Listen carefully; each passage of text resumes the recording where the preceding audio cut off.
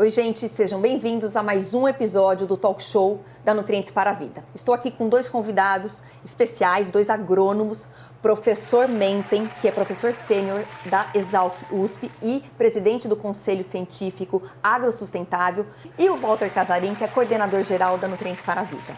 E hoje nós vamos conversar sobre fertilizantes e meio ambiente. Sejam muito bem-vindos.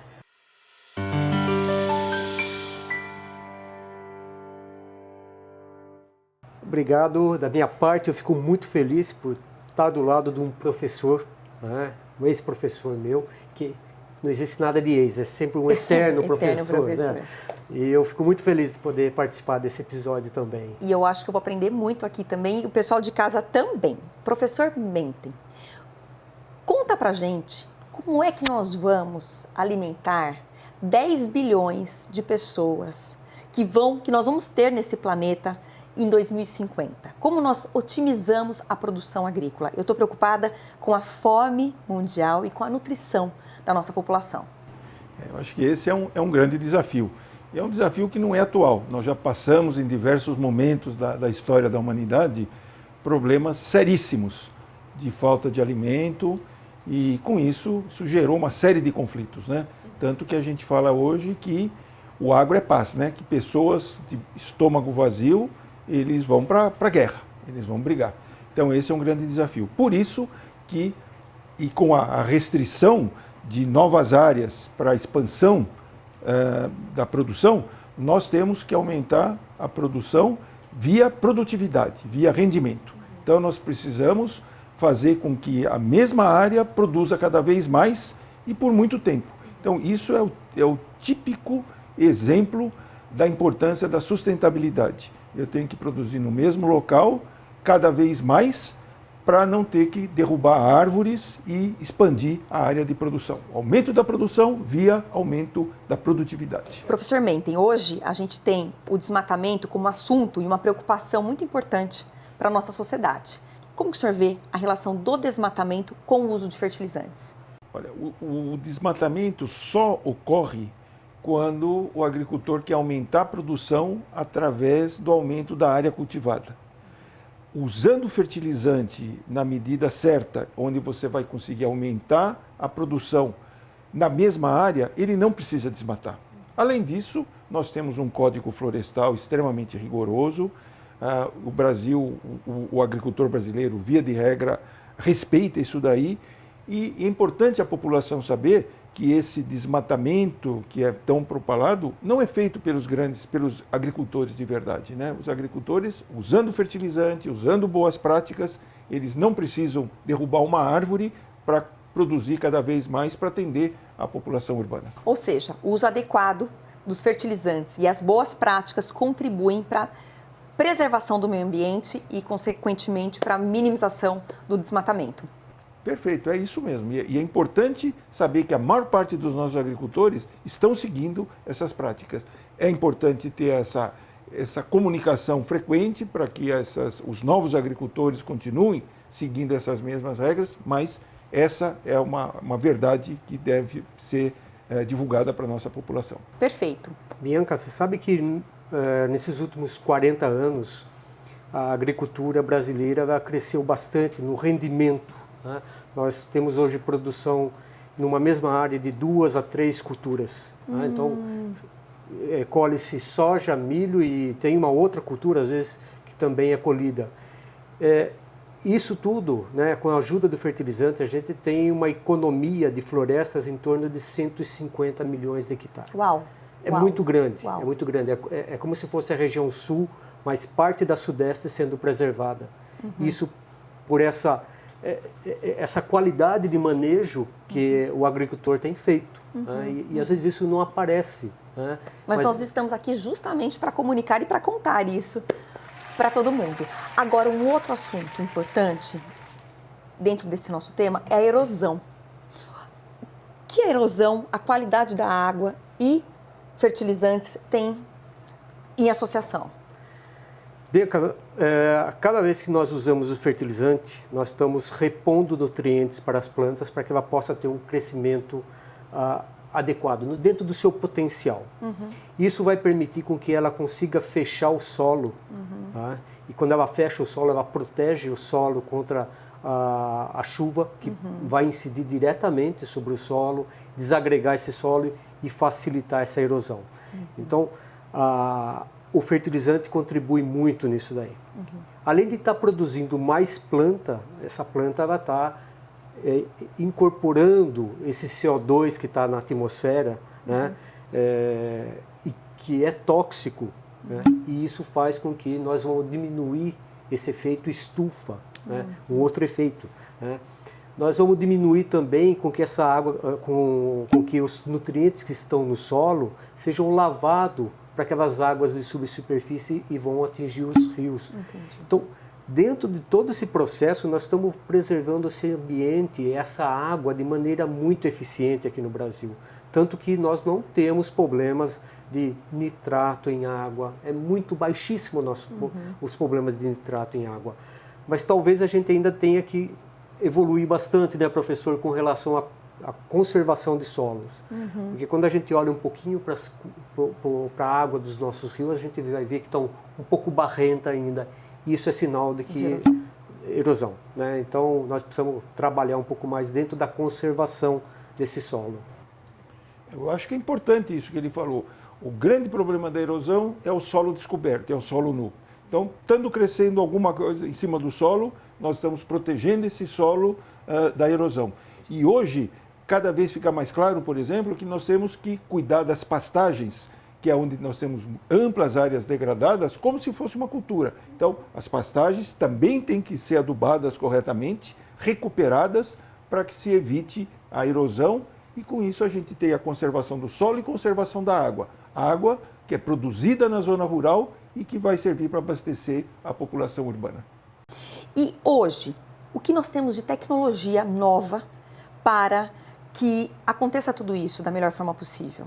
Nós temos sempre que lembrar que a produtividade é função de uma série de fatores, né? É o clima, são as novas variedades, é o controle adequado de pragas e é a disponibilidade de nutrientes em quantidade no momento oportuno. Por isso que a gente tem que usar toda a tecnologia, todo o conhecimento cada vez mais importante, né? Para que os nossos agricultores, não só aqui no Brasil, no mundo inteiro, incorporem essas tecnologias e, com isso, eles produzam cada vez mais na mesma área. E eu acredito que uma planta melhor nutrida, né? A gente já falou bastante nos outros episódios sobre a importância do cultivo adequado, do uso dos fertilizantes, que é conhecido como adubo popularmente, a importância para se ter vegetais com maior densidade nutricional. Como nutricionista, eu tenho o intuito e a missão de prescrever alimentos altamente nutritivos, ricos, tanto em minerais, em vitaminas, enfim, em fibras. Mas como é que essa planta se comporta na lavoura? Essa planta que recebeu todo o cuidado, né, que o solo foi tratado, recebeu o fertilizante de forma adequada. Qual que é a diferença dela? É fundamental que uma planta seja bem nutrida. Uma planta bem nutrida, ela vai ter um sistema radicular mais profundo, e ela vai conseguir superar melhor qualquer momento de estresse, seja uma deficiência hídrica, seja a presença de uma praga. Uma planta bem nutrida, ela consegue suportar mais a presença, seja um inseto, seja um agente causal de doença e até mesmo uma competição com uma planta daninha. Então, isso é a tal da teoria da trofobiose, já bastante antiga. Uma planta bem nutrida, ela fica menos sujeita ao surgimento de doenças. Mais ou menos igual a gente. Uma pessoa bem nutrida, ela está menos sujeita a apresentar uma série de doenças. Tem uma melhor imunidade, né? Exato. Nós cuidamos da nossa nutrição para a gente ter mais força, mais vitalidade, melhor imunidade. Então, funciona o reino animal e o reino vegetal estão interligados, né? São similares em alguns aspectos, né? A gente não pode esquecer que tudo são seres vivos, né?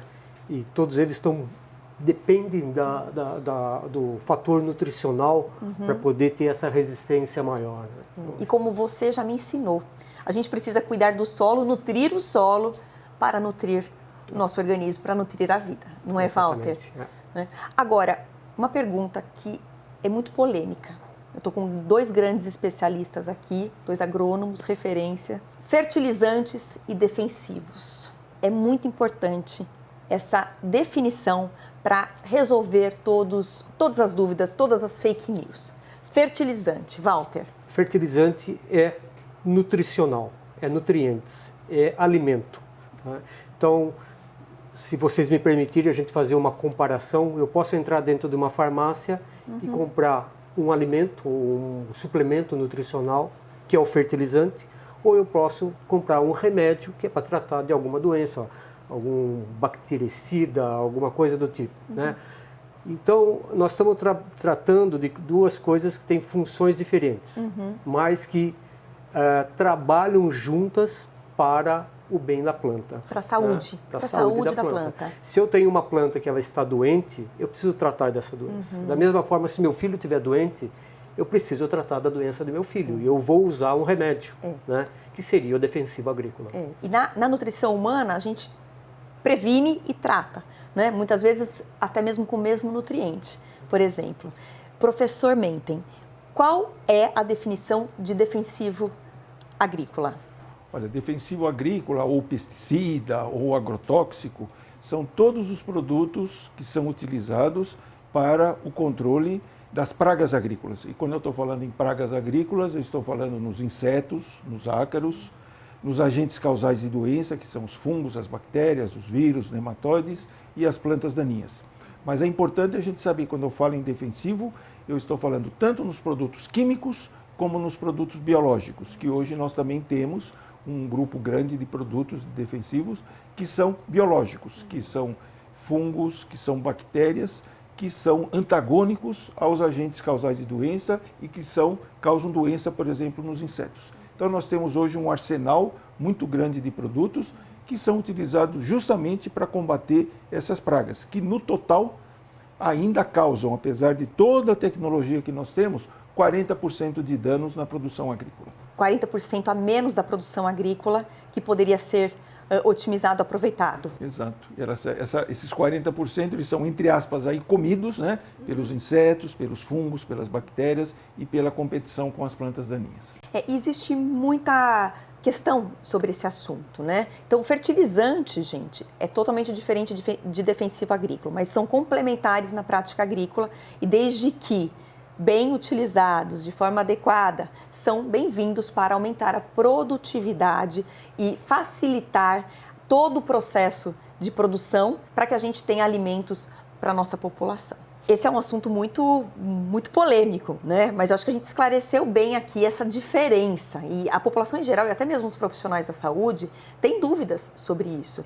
Mas como a gente se certificar de que a gente está consumindo um alimento, levando para casa vegetais, por exemplo, de qualidade? Professor Menten, que a gente tenha segurança nessa compra de alimentos que a gente leva do supermercado para casa. Bom, em primeiro lugar, é importante dizer que nós produzimos alimentos saudáveis. O Brasil, na regra geral, e nós temos várias formas de monitorar isso daí.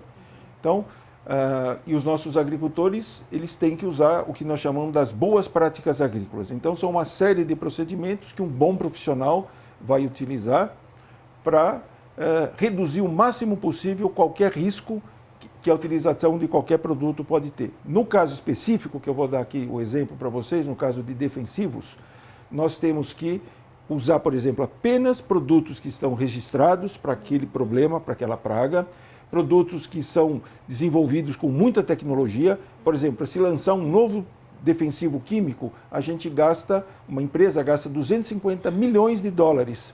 Demora 10 anos para produzir isso daí, e aí ele tem que ser registrado. Então ele passa por uma análise da Anvisa, do IBAMA, do Ministério da Agricultura, e só pode ser aplicado com uma receita agronômica. Ou seja, a gente tem órgãos de fiscalização que fazem toda essa regulamentação também, né? Tanto que nós conseguimos exportar, hoje o Brasil exporta para mais de 150 países. E esses países analisam. Quando você exporta qualquer alimento para qualquer país, seja para a China, seja para os Estados Unidos, seja para a União Europeia, esses produtos são analisados. Então, eles estão todos comprovadamente dentro do padrão exigido pelos clientes nossos. Que ótimo. Bianca, você sabe que dentro dessas boas práticas, nós também temos isso no fertilizante. As boas práticas de uso do fertilizante, que a gente chama de 4 Cs, que é a fonte certa, na dose certa, no local certo e na época certa. Quando o produtor toma esses 4 Cs como base do seu uso, nós vamos estar com um respeito enorme com o ambiente, porque nós vamos ter menor perda desses fertilizantes, ou desses nutrientes. Nós vamos estar destinando muito mais os nutrientes para a planta e não para o ambiente, ou para qualquer tipo de perda que vá afetar as águas dos rios, os lagos, né?